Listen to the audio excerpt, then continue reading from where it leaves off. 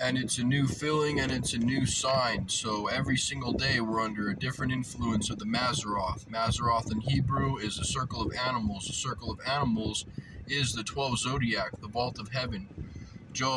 In Job, it says, "Can you tell forth the Mazzaroth?" The Mazzaroth is an intrinsic clock used by God to help us navigate this plane of existence. Every single month is a new sign. Every single day, when we transfer from Aries into Taurus, into Gemini, we're experiencing a new day, a new sign. That's why the inner feeling of every day is different. Every single day is a new feeling. Every single month is a new feeling. Now, every year, these feelings and cycles tend to repeat themselves, but each year they elevate. Each time we find ourselves in the same cycle as we were in last year, but in an elevated state. We can understand the cycles of the sun and the cycles of the planets and the tides of the seasons and the rhythm and the flow, and understand that our life is a pendulum, and that the times when they get tough, we know not to worry, because we know that the times will soon get better.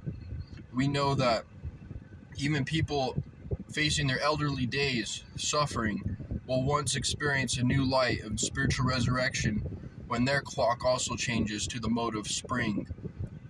We're also experiencing a spring or resurrection, and also a spiritual inner enlightenment in winter, because the sun's light is crucified in a sense, and in that way the light diminishes externally, but internally our lights are kindled and almost amplified. That's why in the spirit of the holidays of Christmas and this era of time that we experience every year, we have that spiritual rebirth within that prepares us to reap those fruits and benefits when the sun's in Aries in spring.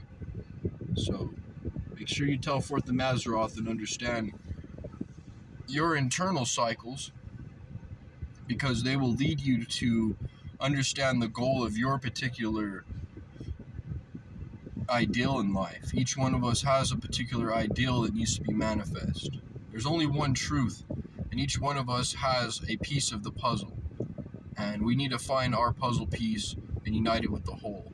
We need to purify ourselves, and that will in effect purify the whole, as within, so without. So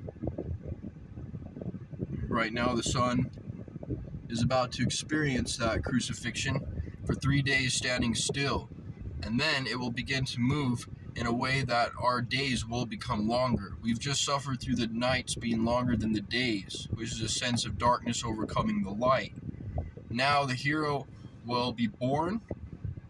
The three wise kings, the mental body, the physical body, the astral body, will be there to observe it and to ignite the Christ within, who will be born and will slowly emerge and grow until the sun's in Aries, and will have a sense of equilibrium.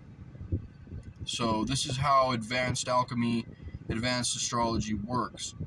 It's about understanding the ebbs and flows and cycles of nature and God, and how to align with the goal of the one goal. There is only one goal in life, and that is of God. And anything that is obstructing that goal is of the devil, and is good and evil. Hence, darkness seems to obstruct the light, but the light overcomes the darkness in the end. The eternal cycle of the holy war.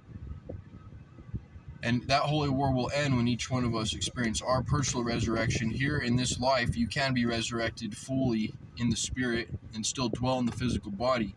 However, most will experience this after death in the astral planes. So we're all in a preparation for a particular cycle that is directly correlated to our inner state of being.